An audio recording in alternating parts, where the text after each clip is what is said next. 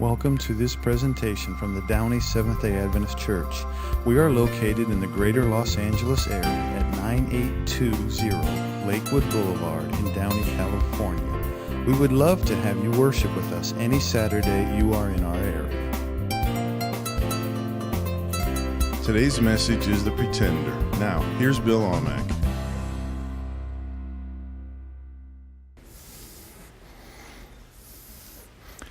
Have you ever tried to bargain with God? God, if you will, I will. When you were younger, this probably involved, or if you were a guy around girls, Lord, if you'll just please make her like me. She's so cute. I promise I'll be good. Or curfew, as you're driving home well over the speed limit.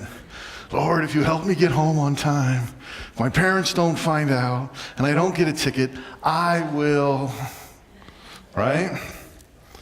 We get a little bit older as adults, and we still do the same thing. We still bargain. Right? It looks a little different. Maybe sometimes as adults we say things like, Lord, if you'll just help so-and-so get better, I'll do anything. Right? And we try to leverage God's power for our own way, for our own plan, for what we have. And we, don't raise your hand, but some of us, Lord, if you just help my team win this year, it'd be so great. They haven't won since 1952, Lord.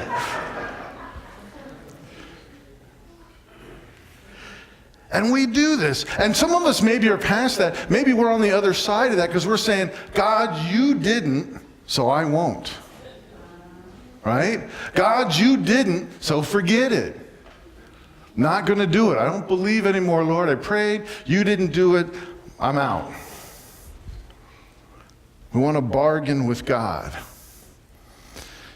We're in the midst of our series, The Bad Boys of Easter. We're doing number 2 today. We're talking about the pretender. And the pretender, he tried to use God's will and purposes and power for his own gain. Right? He tried to get God to do his own bidding. And when God didn't do it, he bolted. And there's a little bit of him in all of us. Right? Because when I asked you if you had bargained with God, I could see it and hear it, right? We've done this before. So today's character sometimes gets referred to as a thief, but maybe con artist would be a better description of kind of what he was and what he did. You probably know him, Judas Iscariot, right? See, for Judas, there was always 3 sides to everything. The right side, the wrong side, and my side. How am I going to benefit from this? How am I going to be able to leverage this to benefit me, to move me forward? And we do the same thing sometimes. When God won't bargain, we get upset. But it's really weird when you think about bargaining with God. What do you have that God needs? Right? I mean, a bargain is that somebody has something you want, and you have something they want, and you can trade for it. What does you have that God needs? Really strange when you stop and think about it. Judas learned that God doesn't barter with us. We have no bargaining power. But before we get to the story of Judas, we got a little backstory. Remember the story of the rich young ruler, right? He comes to Jesus and he says, what do I have to do to be saved? And Jesus says, follow the commandments and the law. The guy says, got it, been doing it, it's good. And he says, okay, then sell everything and follow me. And he walks away sad. And Jesus turns to the disciples, and essentially what he says is, it's difficult for rich people to follow me. They have a lot to give up. And Peter, bless his heart, says something that he probably shouldn't have said. We see it in Matthew 19. Peter answered him, "We have left everything for you. What then will there be?" Read it with me. For us. Again, for us. Who is Peter worried about? Numero uno. I'm gracious enough to include the other 11 disciples, but really, what's in it for me? What can I get? See, they had very Old Testament expectations of the Messiah. That Jesus is going to come and he's going to kick those crummy Romans out of here, boot them back to Rome. And he's going to bring Israel back to its heyday. Maybe they should have had "Make Israel Great Again" as their slogan. Because they thought that's what Jesus was going to do. And that he was going to raise up this army and kick them out. But there were some problems with that. Because Jesus was not antagonistic towards the Romans. In fact, he even paid taxes. And he was very antagonistic towards the Jewish leadership. We talked about that last week. And he was going to need their help to beat those crummy Romans. And he wasn't building a war chest, because you need money if you're going to have an army. And Jesus wasn't doing it right. Silly, huh? And the tipping point was an extraordinary act of generosity. Open your Bibles with me to Matthew chapter 26. This happens in Bethany. Bethany, remember, is 1.5 miles outside Jerusalem. It's kind of like a little suburb. It's a small little village at the time, okay? And they're there, and this act happens that we're going to read about in Matthew 26. You've probably heard this story before. While Jesus was in Bethany, the home of Simon the leper, a woman came to him with an alabaster jar of very expensive perfume, which she poured on his head as he was reclining at the table. Wow. Now, we're going to see this later in a minute. John tells us that that bottle of perfume was worth a year's wages. I want you to think about that. I don't know how much you make in a year, but imagine spending that on a bottle of perfume. The average income, I think in the U.S. right now is about $50,000, something like that. Imagine spending $50,000 on a bottle of perfume. Let's just say that, that's too expensive. Things have changed. Let's just take half of that. We're going to spend $25,000 on a bottle of perfume. No, that's still too much. How about 10,000? 5? Okay, let's just say it's worth $1,000. You're going to spend $1,000 on a bottle of perfume? You really ought to like somebody to spend $1,000 on a bottle of perfume. Now, it was obviously very expensive. It came sealed in a jar, and the only way to get it open was to break it open. It didn't have a lid, so you had to open it and use it all at once. $50,000 all at once. And so she's busy pouring this on Jesus' head, which, by the way, wouldn't have been that unusual. They often put perfume or scented oils on their head or on their feet. They didn't bathe quite as much as we do, and so that helped keep things pleasant. Okay? When the disciples saw this, they were indignant. "Why this waste?" they asked. "This perfume could have been sold at a high price and the money given to the poor." Right, the money given to the poor. That's what we want to do with the money. Because we're worried about Jesus not building up his war chest to kick those crummy Romans out of here.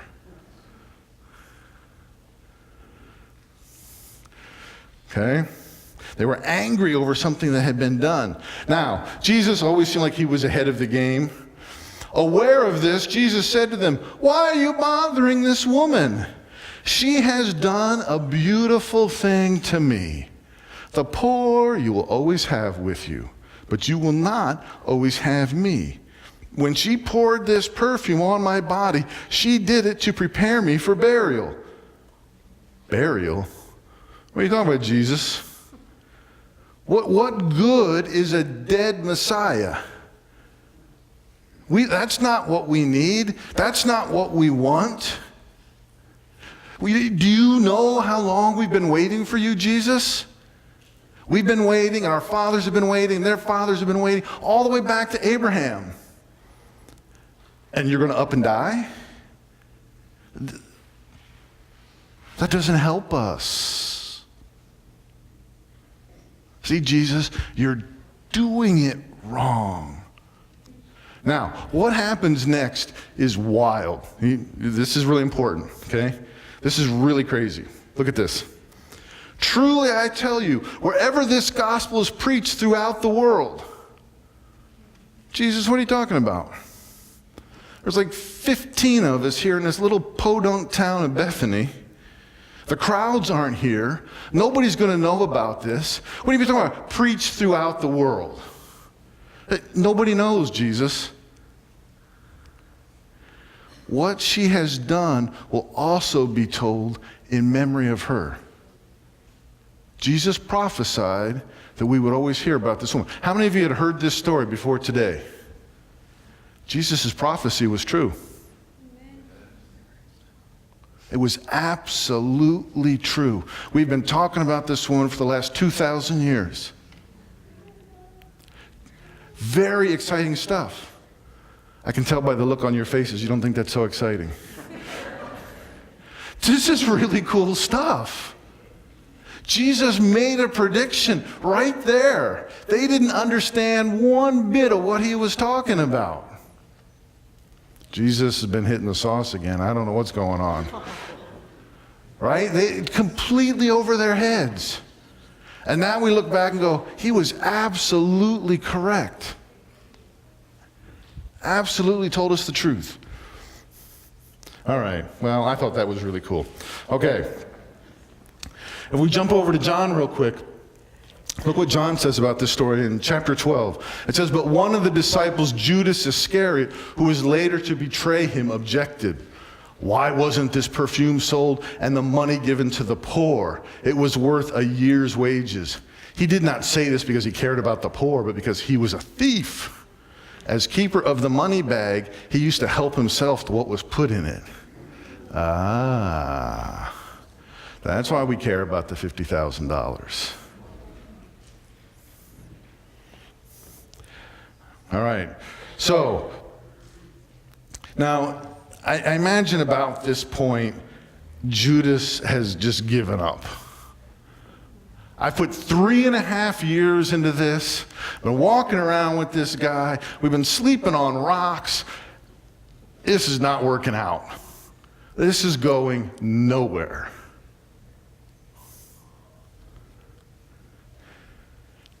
Then one of the 12, the one called Judas Iscariot, went to the chief priest and asked him, what are you willing to give me if I deliver him over to you? Now remember, they were in Bethany. They were 1.5 miles from Jerusalem. So Judas has to figure out a way to get out of the little party they're in, walk 1.5 miles at night in the dark into Jerusalem and find the high priest. This was not something he did on a whim. This was planned. This was thought out. Right? So he goes in to the high priest and he says, what will you give me if I deliver him to you? Now, the high priest, remember we talked about him last week, Caiaphas. This was worth something. Because, remember the crowds that are always around Jesus? It was difficult to grab Jesus when he's surrounded by the crowds, because the crowds might turn on you. And that could end very badly for you. And now here's somebody said, what will you give me if I turn him over to you? We find a quiet place where the crowds aren't. He had their attention. So, they counted out for him 30 pieces of silver. Now, I tried to go to the bank and get 30 pieces of silver. They wouldn't give it to me. They didn't even have 30 silver dollars, which was highly disappointing. So what we have today is 30 quarters, which actually are probably worth about more than the silver pieces were back then. There it is. Those quarters are actually probably a little bit larger than the silver piece they would have. And these aren't obviously silver. Hey, this one might be. I'm keeping this one. Most of them have copper in the middle, right? But there it is, 30 pieces of silver. That was the price of a slave. That's how much that was worth. Not very much. And I think, who in their right minds would give up a relationship for Jesus for 30 pieces of silver? That seems crazy. And I think about the things that I have done when I turned my back on Jesus. And probably none of them were worth 30 pieces of silver. I probably turned my back on God for a lot less than that. I suspect most of us probably have at one time or another. 30 pieces of silver. Wow. Not very much. The price of a slave. The Bible tells us from then on, Judas watched for an opportunity to hand him over. Now, I don't know if Judas is just giving up, that he's trying to get out of his 3-year investment, whatever he can, or if maybe he's trying to force Jesus' hand. Say, I'll force Jesus into this. He'll get out of it. He always does. He'll have some snappy answer. He'll perform some miracle. It'll be okay. But this will force his hand, and he'll have to become king and become the Messiah. And so we get ready for the Passover. A few days later, you know the story. They're in the room celebrating Passover.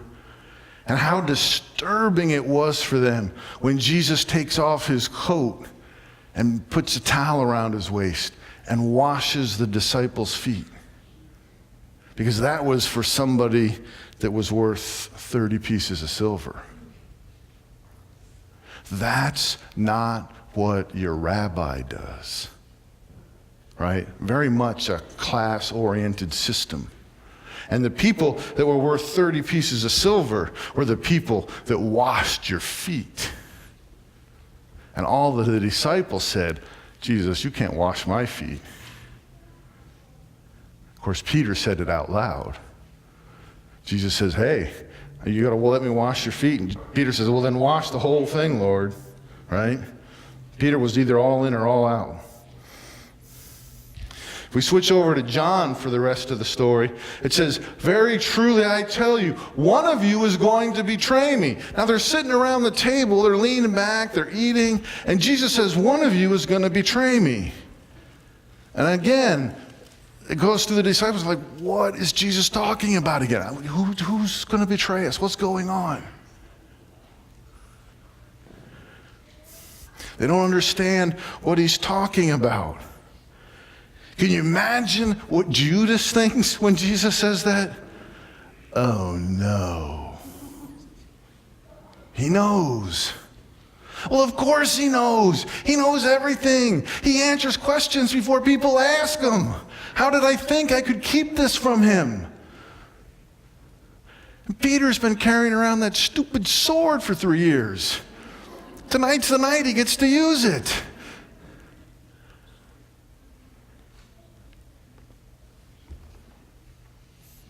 Jesus leans over to Judas and says, what you're about to do, do quickly. See, I got your back. It's okay. Go ahead and do it. See, God honors your freedom so much that he will not stop you from doing things that are destructive. Because he honors your freedom that much. And he tells Judas, go ahead and do what you're going to do. I'm not going to stop you. Do it quickly. But no one at the meal understood why Jesus said this to him.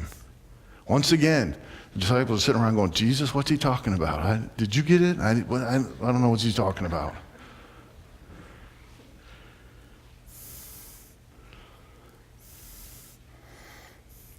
Judas leaves, and it says, when he was gone, Jesus said, now the Son of Man is glorified, and God is glorified in him. Now, right now, the betrayal has started. See, somewhere at the supper, somebody must have said, hey, after supper, why don't we go out to the garden and we'll walk around. Maybe we'll pray a little bit. And Judas said, yeah, it's my opportunity. I got to figure out how to get out of the room to go tell Caiaphas and his cronies that they can grab Jesus. Can't text them. How am I going to get out of here? And Jesus says, go. Go. Wow. Now the Son of Man is glorified. See, because all is going as planned, and God's will cannot be thwarted. It cannot be overcome by our will. Now, again, I don't know what Judas was really thinking. Maybe he had thoughts that Jesus would somehow get out of this. But when he saw that Caiaphas had turned Jesus over to the Romans, he knew this was bad. See, because the only thing that the Jews needed the Romans for was execution. The Jews could run their own country. They could punish people. They could do all they wanted to do. They couldn't kill anybody. The Romans had to do that. So Caiaphas drums up a charge of sedition. Jesus claims to be king. He's going to overthrow the Romans. And that's how he gets Rome to execute Jesus. And when Judas saw that happen, he knew that it was pretty serious. If we go back to Matthew 27, it says, when Judas, who had betrayed him, saw Jesus was condemned, he was seized with remorse and returned the 30 pieces of silver to the chief priest and to the elders. What had been of great value one moment was completely worthless the next. What had been worth holding on to and giving up stuff for was an embarrassment the next. Remember, we talked about this last week. The things that we often regret the most are things that we held on to at the cost of our relationship with God. And that happened to Judas nearly instantaneously. Verse 4, I have sinned, he said, for I have betrayed innocent blood. What is that to us? They replied. That is your responsibility. So Judas threw the money into the temple and left. He went away and hanged himself. Too many people hang on to something instead of Jesus that instantly becomes worth less and less. And the value of it diminishes almost instantaneously because we thought that was worth more than our relationship with God. See, when I hold on to stuff, when I want to barter with God instead of surrendering, we are responsible for the outcome of the journey. When I say, God, I know what I'm doing and I can take care of it, I'm responsible for what happens. That's what the priest told Judas. God is not going to get in the way of your bad decisions. He honors your freedom too much. Too much. He's not going to stop you.